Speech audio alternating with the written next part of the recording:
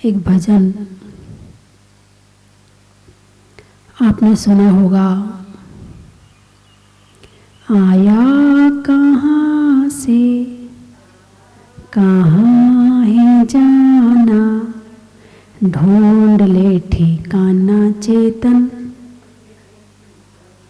एक दिन गोरा तन ये तेरा मिट्टी में मिल जाएगा, कुटुंब कबीला खड़ा रहेगा, कोई बचा ना पाएगा। आया अकेले अकेले ही जाना, आया अकेले ही जाना, ढूंढ ले ठिकाना चेतन। काना आया कहाँ से, ढूंढ ले ठिकाना चेतन। ये अकेला किसको कहा है? आया अकेला अकेले ही जाना, ये अकेला किसको कहा है? आत्मा को।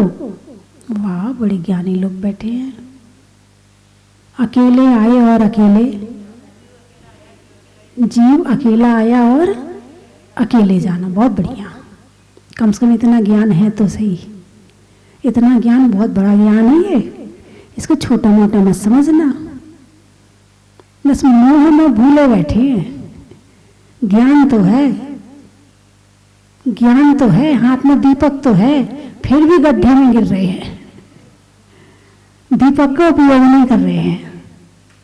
और वर्तमान समय की परिस्थितियां इंसान को वैराग्य दिलाने में एक बहुत बड़ा निमित्त है, बहुत बड़ा निमित्त है।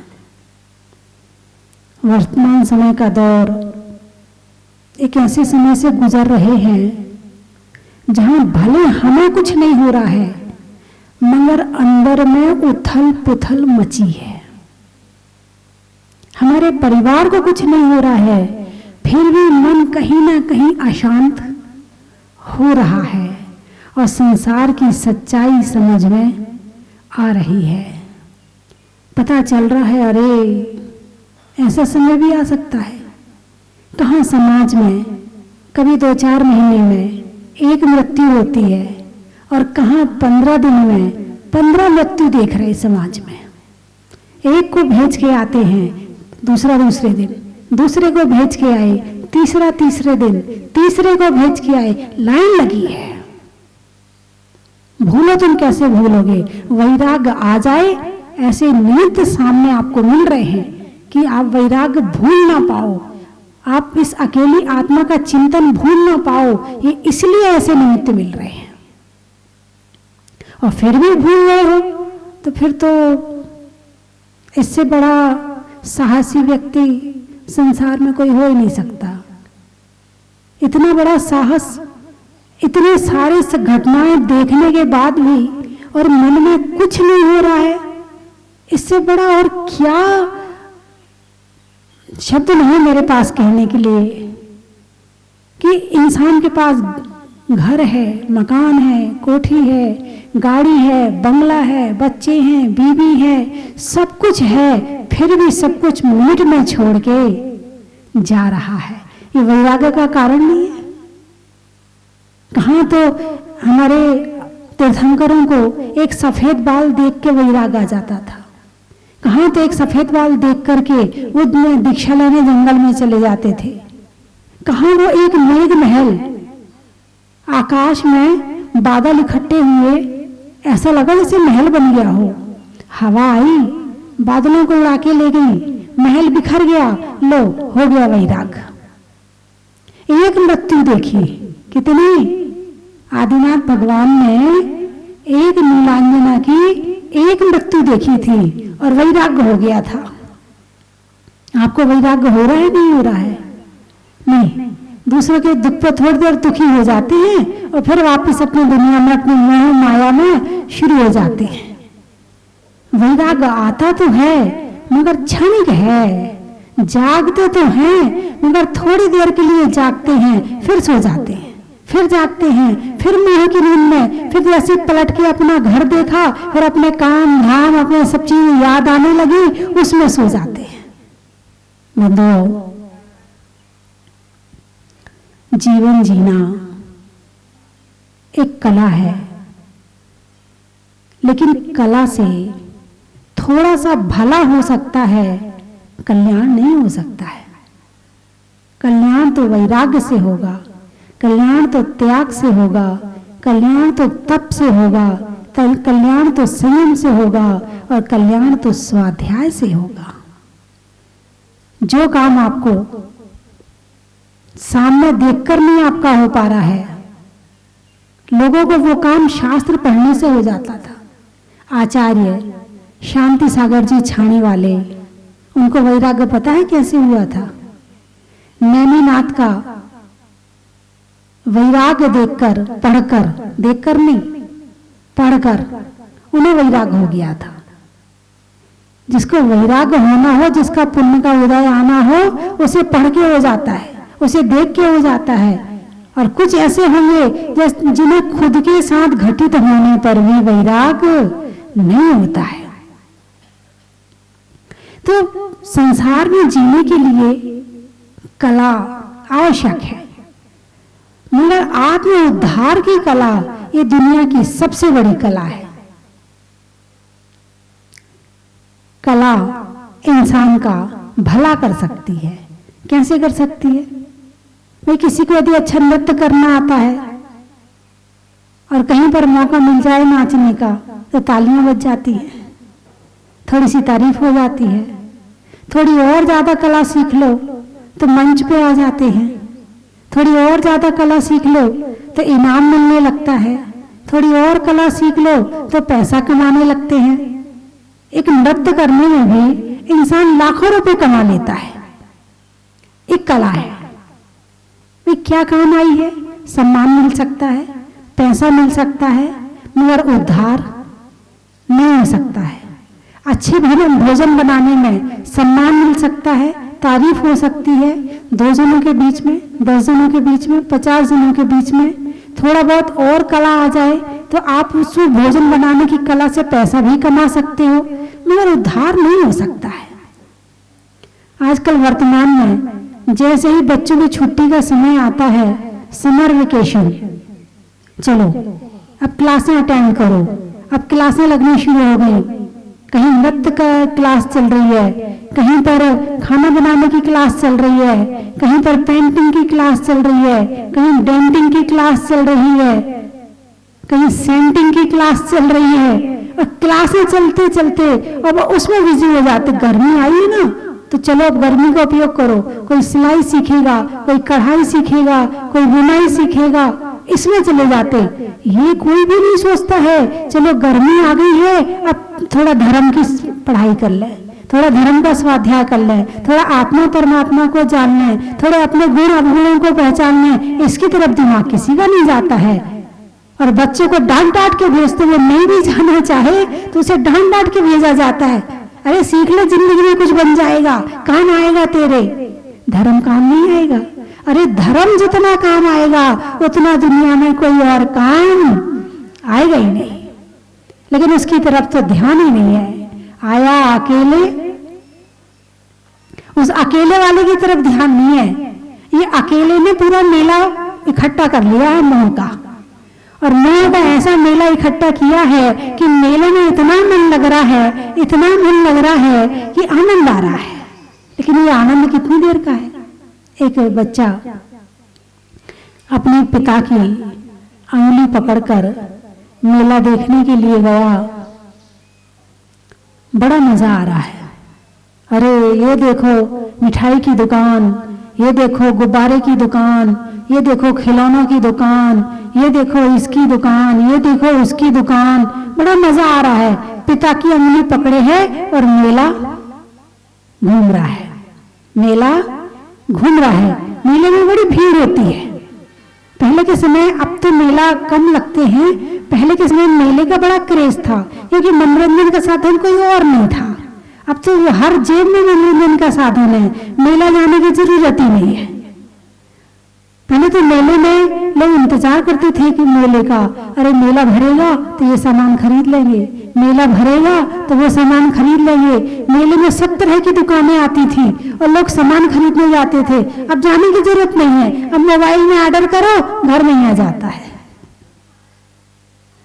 और सारा मेला घर में इकट्ठा हो गया है। अब तो मेले में वो बच्चा घूमने गया, उंगली पकड़े है और आराम से घूम रहा है, बड़ा मजा आ रहा है।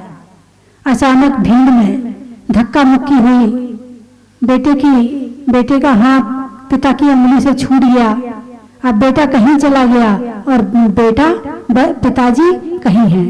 अब दोनों एक दूसरे को ढूंढ रहे हैं, मगर नहीं मिले। अब वो बेटा जोर जोर से रो रहा है, चिल्ला चिल्ला के रो रहा है। मिठाई की दुकान वही है, गुब्बारे की दुकान वही है, वही तुम्हारे खिलौनों की दुकान है, वही तुम्हारे गुड्डे गुड़िया की दुकान है, मेला वही है, उसी मेले में मजा आ रहा था और अब उसी मेले में रो रहा है। क्यों? अरे बोलिए ना, क्यों? पिता की अंगुली छूट गई है। मात्र एक इतनी सी अंगुली थी, लेकिन इतनी सी अंगुली में कितना बड़ा सहारा थी। ठीक ऐसे ही ये संसार एक मेला है। इस मेले में जब तक धर्म की अंगुली पकड़कर चलते रहोगे, ये संसार भी अच्छा लगेगा। और जिस दिन धर्म की अंगुली छोड़ दोगे, उस दिन मेला तो यही रहेगा, मगर रोने के अलावा, दुख के अलावा कोई और चीज नहीं रहेगी। ये आपको ये संसार अच्छा क्यों लग रहा है? क्योंकि अभी तुम्हारा पुण्य चल रहा है। जिस दिन पुण्य खत्म हो जाएगा, उस दिन ये मेला भी गड़बड़ हो जाएगा। और ये पुण्य आया कहां से है? पुण्य आया कहां से है? देव, शास्त्र, गुरु की भक्ति से आया है, त्याग से आया है, संयम से आया है, उपवास से आया है, पूजा से आया है, दान से आया है, सेवा से आया है, वैयवृत्ति से आया है। जब तक आपके साथ में ये पुण्य है, तब तक ये मेला भी आपको अच्छा लग रहा है। और जैसे ही पुण्य खत्म होगा, ये मेला तो वही रहेगा, मगर दुखों के बादल घिर जाएंगे। तो जीवन में कला सीखना अच्छी बात है, लेकिन धर्म सीखना सबसे अच्छी बात है। स्वाध्याय करना सबसे अच्छी बात है। एक बार की बात है, एक व्यक्ति बता रहे थे, बोले माता जी मुझे डाकू उठा के ले गए। कौन? डाकू। बच्चे को नहीं, बड़े व्यक्ति को डाकू उठा के ले गए और वहां उन्होंने उन्हें बांध दिया। वो इतने घबरा गए। मैं आपको ये बताना चाहती हूँ कि कभी कभी जीवन में आपके साथ में भी ऐसी स्थिति आ सकती है।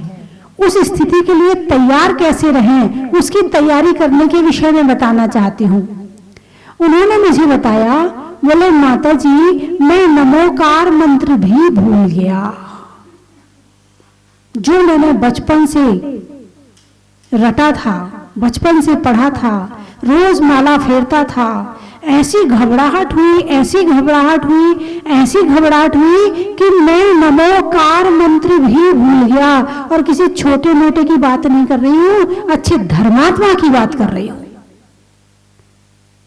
लेकिन उनके पास में एक चीज बची थी, वो हमेशा ध्यान चिंतन किया करते थे, समय सार का स्वाध्याय किया करते थे।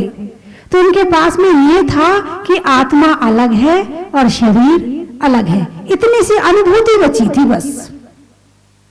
और वहां सोचकर जब उनके मन में ये विचार आने लगे कि शरीर अलग है और आत्मा अलग है, ये क्या कर लेंगे मेरे शरीर का बिगाड़ सकते हैं, मेरी आत्मा का कुछ भी नहीं बिगाड़ सकते हैं। तो धीरे धीरे मन शांत हुआ, भय कम हुआ, थोड़ा मन और शांत हुआ। और जैसे ही शांत हुआ, सारी चीज लौट के आने लगी। किससे? केवल एक अनुभूति उन्होंने फीलिंग ली थी। बैठते थे, आंख बंद करते थे, ध्यान करते थे, मैं शरीर नहीं हूं, मैं आत्मा हूं। शरीर अलग है, आत्मा अलग है। आत्मा ज्ञान का पुंज है, आत्मा ज्ञान का खजाना है, आत्मा का ज्ञान ही आत्मा को सुख दे सकता है, अज्ञानता में सुख नहीं है। धीरे धीरे उनका ज्ञान वापस आया। किसी कारण से उन डाकुओं ने उन्हें नदी के किनारे रेत पे छोड़ दिया और वो वहां घूमने लगे सभी डाकू। किसी कारण से वो भोजन करने के लिए चले गए। इतने में उन्हें भागने का समय मिल गया और वो भाग के घर वापस आ गए। बात समझ में आई कि नहीं आई? जीवन में ऐसा क्षण भी आ सकता है कि नमोकार मंत्र भी भूल जाएं। वर्तमान में कोरोना की बीमारी चल रही है। एक कोरोना की बीमारी की दहशत भी इतनी है कि जिस समय हो जाती है, मुझे नहीं पता कि उनको क्या फीलिंग आ रही है, लेकिन मैं ये सोच सकती हूँ कि हो सकता है कि ऐसी घबराहट में वो नमोकार मंत्र भी भूल जाए। भय बहुत है, दहशत बहुत है, और ऐसी दहशत में उन्हें धर्म याद रहे और ना रहे। तो धर्म कैसे याद रहे? जब तक धर्म को अंदर प्राणों में नहीं डाला जाएगा तब तक ये याद नहीं रहेगा। अभी आप नमोकार मंत्र पढ़ते हो, केवल ऊपर ऊपर मन से पढ़ते हो, आत्मा से नहीं पढ़ते हो। माला लेके बैठ जाते हो, मुंह में नमोकार मंत्र चल रहा है और मन यहां वहां घूम रहा है। अभी मन नमोकार मंत्र में नहीं है। जब मन नमोकार मंत्र में नहीं है तो बाद में याद कहां से आएगा? मुझे तो बताओ। जिस चीज को तुमने अंदर डाला ही नहीं है वो समय पे निकल के कैसे सामने आएगी? इसलिए बार बार कहती हूं, धर्म को अंदर के भावों से करो, माला को अंदर के भावों से फेरो, भगवान का नाम अंदर के भावों से लो। और ऊपर ऊपर से लोगे तो वो काम आने वाला नहीं है। यदि काम लाना है उसका वास्तव में ध्यान करके ही, अंदर डालकर ही उसको हम ध्यान के माध्यम से ही अंदर उतार सकते हैं। कोई दूसरा साधन नहीं है। भगवान के दर्शन करते हैं। आपने आज तक कितने मंदिरों के दर्शन किए और याद कितने मंदिर हैं आपको? और याद कितने हैं? जितने अंदर से दर्शन करोगे उतने ज्यादा याद रहेंगे, और जितने बाहर से दर्शन करोगे वो याद रहने वाले नहीं है। तो धर्म को अंदर आत्मा में डालना है। जिस समय क्रोध आता है उस समय याद आना चाहिए कि मुझे क्रोध नहीं करना है। जिस समय अभिमान आता है उस समय ये पता चलना चाहिए कि मुझे अभिमान आ रहा है। अभिमान आना अलग बात है और अभिमान आए हुए का पता चलना अलग बात है। यदि अभिमान आया है और अभिमान मुझे पता चल रहा है, क्या अपने आप को बड़ा बता रही है, क्या अपने आप को वो अभिमान कर रही है, ये क्या तो सब क्षणभंगुर है, ये ज्ञान तो क्षेम ज्ञान है, आज है और नहीं है, दोनों विचार चल रहा है। अभिमान भी यार अच्छा, देखो इतने लोग हैं मुझे सुनते हैं, मैं ऐसा करते हैं। एक तो ये अभिमान आ रहा, फिर अभिमान आते आते अरे काय को ऐसा सोच रही है, क्या ये सब क्षणभंगुरता है, आज है और कल नहीं है, ऐसा भी ज्ञान आ गया, होश आ गया। क्या हो गया? होश आ गया है। सामने वाले पर क्रोध आ रहा है और चिल्लाए जा रहे हैं और इधर क्रोध आया है और होश भी आ गया। अरे काय को गुस्सा कर रही, रहने देना, फालतू दिमाग खराब होगा, अरे नहीं करना गुस्सा। क्रोध आना अलग बात है और क्रोध आए हुए का पता चलना अलग बात है। हम क्रोध पूरी आत्मा से करते हैं, माला आत्मा से नहीं फेरते हैं। यानी माला फेरते हुए माला पता नहीं चलती है, मन के विचार पता चलते हैं कि क्या सोच रहे हो। लेकिन क्रोध करते समय ये नहीं पता चलता कि हम क्रोध कर रहे हैं। क्रोध के समय हम पूरे क्रोध रूप होते हैं, मान के समय हम पूरे मान रूप होते हैं, माया के समय, लोभ के समय पूरे उसी रूप होते हैं। मगर हम ध्यान के समय ध्यान रूप नहीं होते हैं, हम माला के समय माला रूप नहीं होते हैं। अब इतना पाप इकट्ठा कर रहे हैं, कहीं तो उदय आएगा, कहीं तो फल देगा। बाद में कहो अरे मैंने तो ऐसा कोई काम नहीं किया, अरे कैसे नहीं किया, जाने में अनजाने में बहुत किया है, बहुत किया है। और जब ये उदय आता है तो अपने आप को बड़ा साहूकार बताते हैं, अपने आप को बड़ा ईमानदार और सज्जन बताते हैं। अरे हमने तो ऐसा कोई काम किया नहीं, कैसे नहीं किया, कर्म बड़े ईमानदार हैं, ये बिना उसके तुम्हारे बुलाए आने वाले नहीं है। तो जीवन में कला सीखना अच्छी बात है, लेकिन धर्म करने की कला सीखना ये सबसे अच्छी बात है।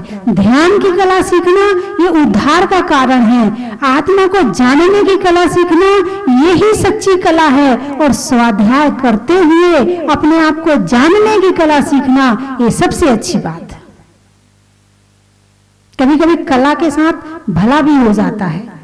एक बहुरूपिया था, वो चाहे जितने रूप बना लेता था, उसको कोई रूप बना, स्त्री का रूप ऐसा बनाता था कोई ये नहीं समझ सकता था कि ये पुरुष है। स्त्री का रूप ऐसे बनाता था। उसे कहो राजा बन के आओ तो राजा का रोल ऐसे करता था जैसे वास्तव में यही राजा है। उसे कहो चोर बन के आओ तो चोर ऐसे बन जाता था जैसे दिखने लगता था कि ये चोर ही है। वो बहुरूपिया था, अनेक तरह के रूप बनाता था। एक दिन राजा के पुत्र ने कहा, मुझे शेर का रूप दिखाओ। किसका रूप दिखाओ? शेर का। बहुरूपिया ने कहा, महाराज क्षमा करें, क्योंकि मैं जिस रूप को धारण करता हूं मेरे भाव वैसे हो जाते हैं, इसलिए शेर में यदि बन गया और कोई घटना घट गई तो मैं उसका जिम्मेवार नहीं हूं।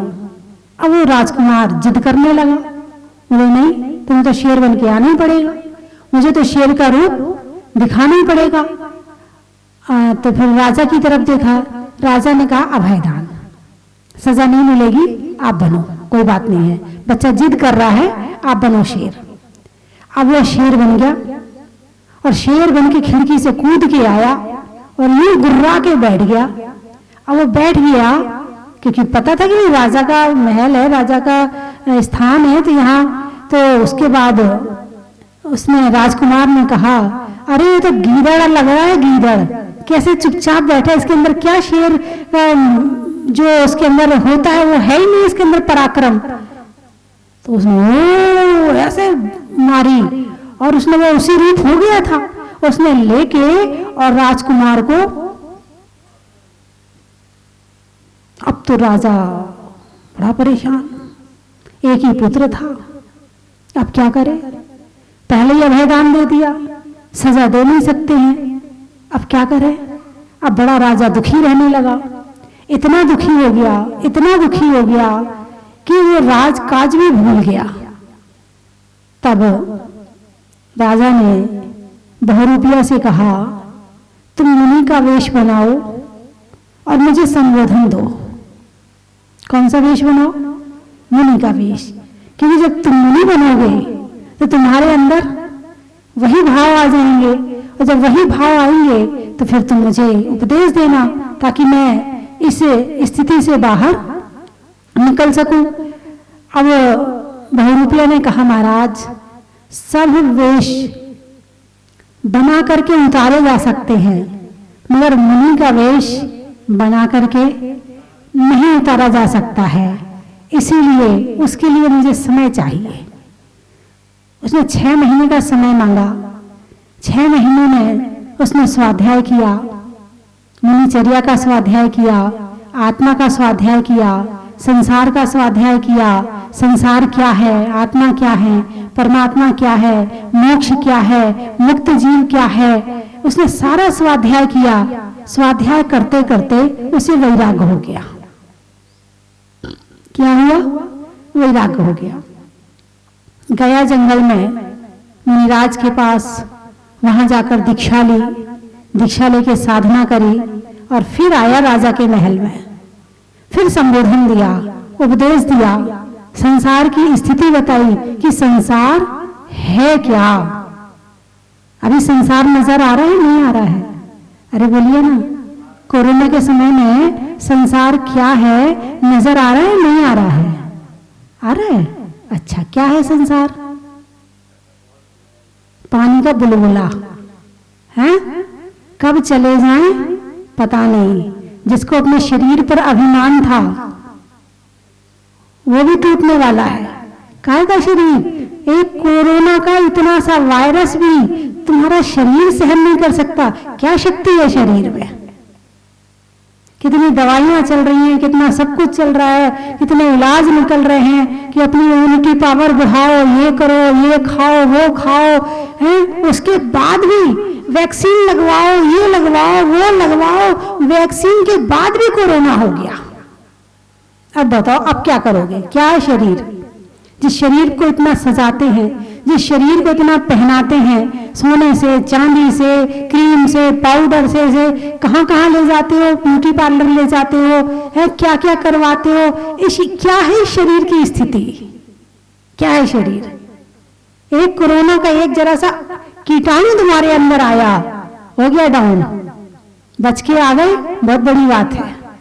ठीक हो गई, बहुत बड़ी बात है, वरना तो ये साथ ही लेके चला जाता, ये शरीर यही रह जाता और आत्मा चली जाती। शरीर की स्थिति पता चली। एक पहलवान, गामा पहलवान की बात आती है। गामा पहलवान बहुत बड़ा पहलवान था, विश्व में उसका नाम था, और जिस समय उसका आखिरी समय आया तो उसका शरीर ऐसा हो गया कि एक मक्खी भी नहीं उड़ा पाता था, एक मक्खी है।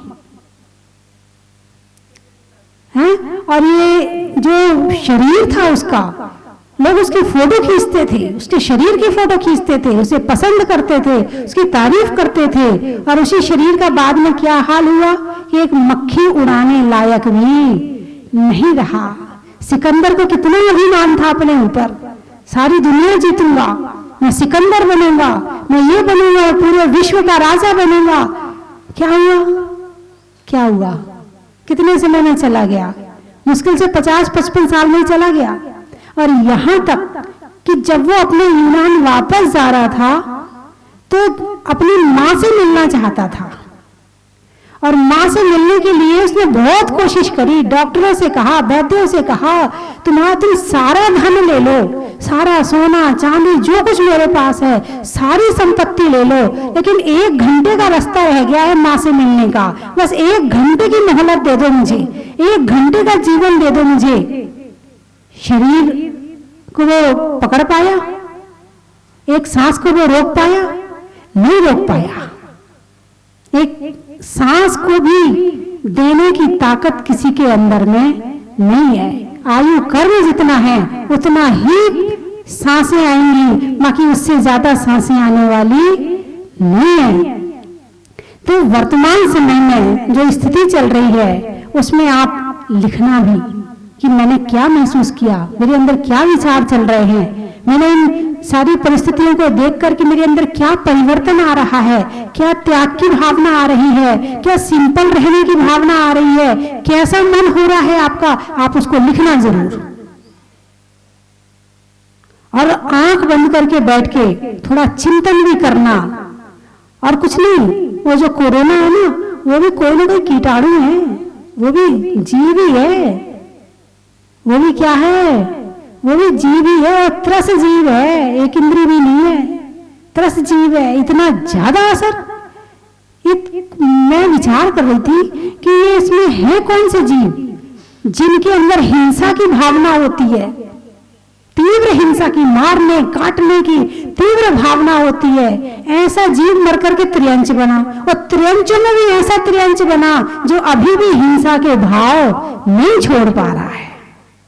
और इन भावों को सुधारने के लिए धर्म के अलावा संसार में कुछ और नहीं है। ये क्रोध, ये मान, ये माया, ये लोभ, ये सब यही रह जाएंगे, दुर्गति करा देंगे और आत्मा परेशान होती रहेगी। तो कहीं ना कहीं अपने अंदर सुधार लाएं और जीवन में उद्धार की कला को सीखें। संसार की सारी कलाएं सम्मान दिला सकती हैं, पैसा दिला सकती हैं, लेकिन आत्मा के उद्धार की कला इंसान को भवपार ले जा सकती है। इसीलिए स्वाध्याय जरूर करें और प्रवचन आदि भी जरूर सुने, कहीं ना कहीं आपके मन में परिवर्तन जरूर आएगा।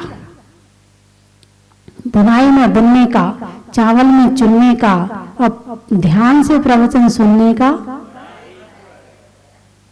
अनाज में दाने का, इनाम में पाने का और कोरोना के जाने का,